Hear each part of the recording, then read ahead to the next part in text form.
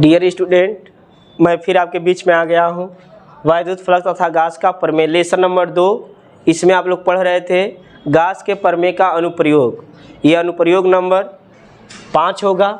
अनंत विस्तार के एक समान आवेशित अचालक चादर के कारण वैद्युत क्षेत्र की तीव्रता, यानी इसमें एक अचालक चादर लेंगे और उसके कारण हम वैद्युत क्षेत्र की तीव्रता निगमन करेंगे। और निगमन कितना करना होगा? E बराबर सिग्मा अपान 2 इप्सिलॉन नॉट। चलिए एक अचालक चादर लेते हैं। ये मान लीजिए एक अचालक चादर है, यहाँ पर एक अचालक चादर है। जब इसको प्लस क्यू आवेश दिया जाता है, ये चादर है यानी पृष्ठ रूप का है। जब इस अचालक चादर को हम प्लस क्यू आवेश देते हैं तो यह प्लस क्यू आवेश जो होता है इसके पूरे पृष्ठ में एक समान रूप से क्या होता है? वितरित हो जाता है। इसमें वैद्युत फ्लक्स यानी वैद्युत क्षेत्र की तीव्रता ज्ञात करने के लिए इस अचालक चादर के आर पार एक गॉसियन पृष्ठ खींचेंगे। हम एक गॉसियन पृष्ठ खींचेंगे, बेलनाकार गॉसियन पृष्ठ खींचेंगे इसके आर पार एक गॉसियन पृष्ठ खींचेंगे। जैसे मान लो कोई चादर है, इसके आर पार एक बेलनाकार गॉसियन पृष्ठ खींचा जाएगा। इसमें वैद्युत फ्लक्स की वैद्युत क्षेत्र की तीव्रता ज्ञात करने के लिए क्या करेंगे कि यहाँ पर हम एक अल्प क्षेत्रफल अवयव लेते हैं।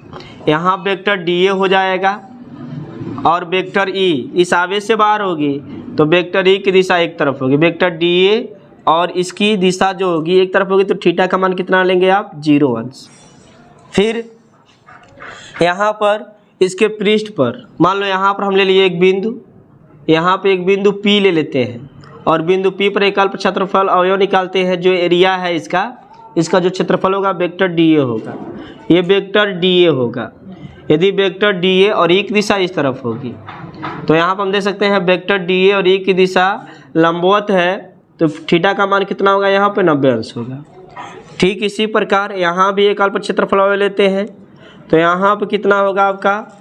वेक्टर DA की दिशा इस तरफ होगी और E की जो दिशा होगी इसको ऐसे लिख देते हैं। E की दिशा जो होगी इस आवेश से बाहर, तो इस आवेश से बाहर किधर होगा? इधर होगा ना। इधर करेंगे तो आवेश की तरफ हो जाएगा, इससे बाहर होगा तो E की दिशा भी इसी तरफ होगी। जब वेक्टर E और E की दिशा एक तरफ होती है तो थीटा का मान कितना लेते हैं? 0 अंश। कितना लेते हैं? 0 अंश। इसमें भी क्या करेंगे? d∅1 यहाँ पर मान लेते हैं बिंदु P पर वैद्युत फ्लक्स जो है d∅1 है। इस बिंदु को हम x माने हैं, जहाँ पर ये माने इस बिंदु को x माने हैं और यहाँ पे वैद्युत फ्लक्स d∅2 माने हैं। इस बिंदु को हम y मान ले रहे हैं और यहाँ पर वैद्युत फ्लक्स क्या है? d∅3 है। और बिंदु P पर जो वैद्युत फ्लक्स है वह d∅1 है। अब क्या करना है आपको? d∅1, d∅2, d∅3 को निकाल के जोड़ देना है। चलिए d∅1 निकालते हैं। बिंदु P पर वैद्युत फ्लक्स, बिंदु P पर वैद्युत फ्लक्स क्या होगा? बिंदु P पर वैद्युत फ्लक्स जब निकालेंगे तो हो जाएगा आपका फार्मूला वही रहेगा। फार्मूला ये होता है d∅ बराबर EDA cos थीटा। और फाई के जगह पर क्या लेना है? बिंदु P पर निकालना है तो d∅1 है तो d∅1 हो जाएगा। तो यहाँ पर हो जाएगा d∅1 बराबर EDA cos थीटा। बिंदु P पर थीटा का मान कितना है? 90 अंश, तो cos 90 अंश हो जाएगा।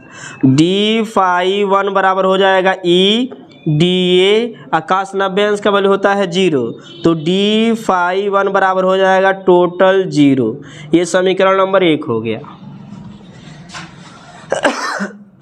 अब बिंदु x पर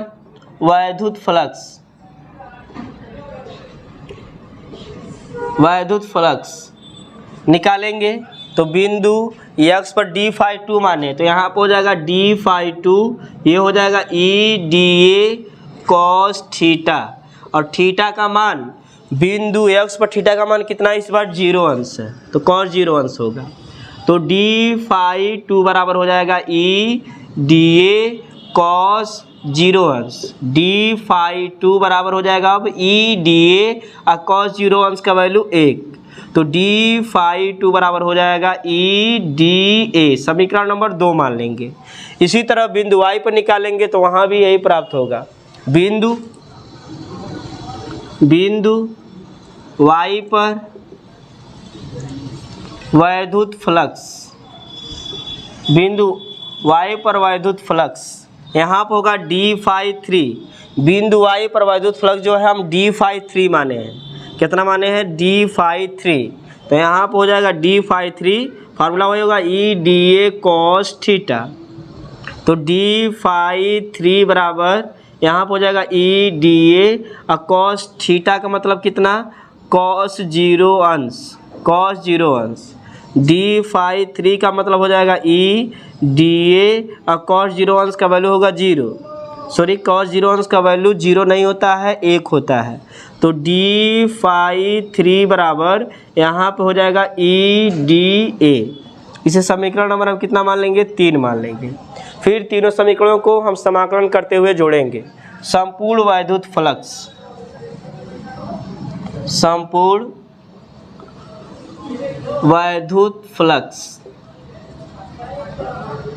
यहाँ पर हो जाएगा फाई ई बराबर यहाँ पर हो जाएगा close integral d phi 1 plus close integral d phi 2 close integral d phi 3।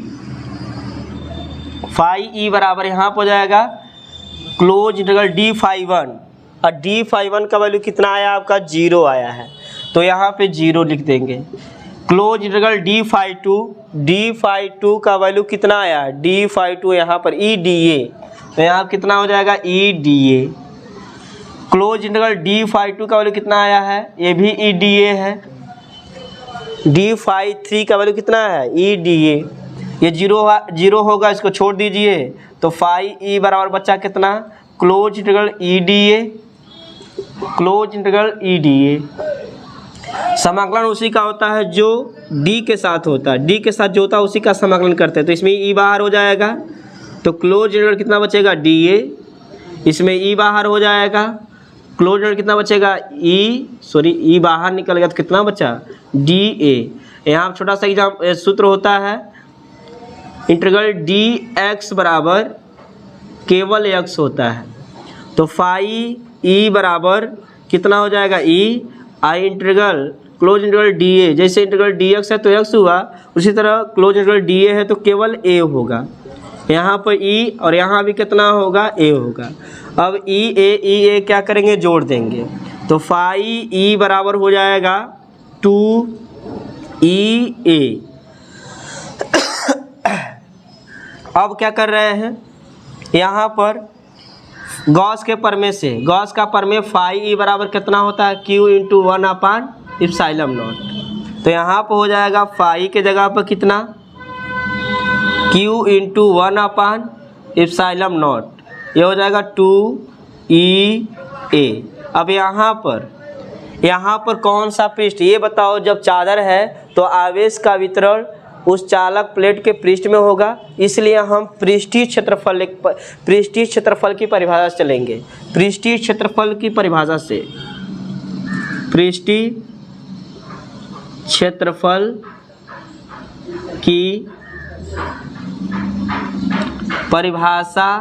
से क्या होता है आपका? होता है आपका सिग्मा बराबर Q अपान A।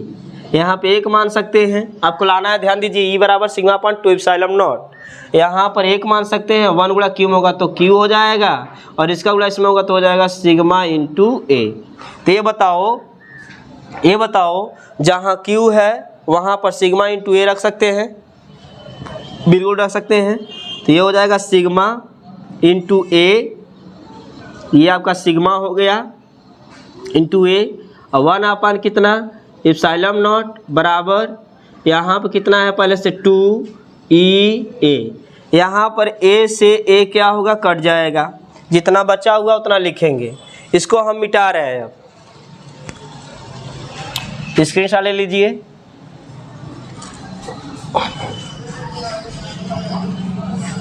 अब कितना होगा बचा हुआ इधर सिग्मा बचा, ये सिग्मा गुणा 1 में करेंगे तो सिग्मा हो जाएगा। नीचे कितना एप्सिलॉन नॉट। यहाँ पर कितना बचा इधर 2e, केवल 2e बचा, ये से कट चुका है। अब 2 को इधर भेज दो तो सिग्मा अपान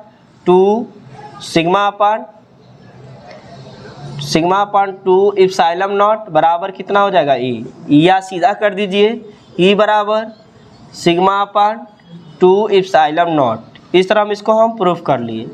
तो अभी आप लोग क्या पढ़े, अनंत विस्तार के एक समान आवेशी अचालक चादर के कारण वैद्युत क्षेत्र की तीव्रता हम निगमन कर चुके हैं, जो कि बहुत ही आसान था। ऐसे ही d∅1 d∅2 d∅3 करके 3 गाउस के प्रमेय के अनुप्रयोग को हम समझाए हैं। तीनों बहुत ही आसान है, थोड़ा सा ध्यान देने की आवश्यकता है। इस प्रकार इस सेशन को हम यहीं पे ख़त्म करते हैं।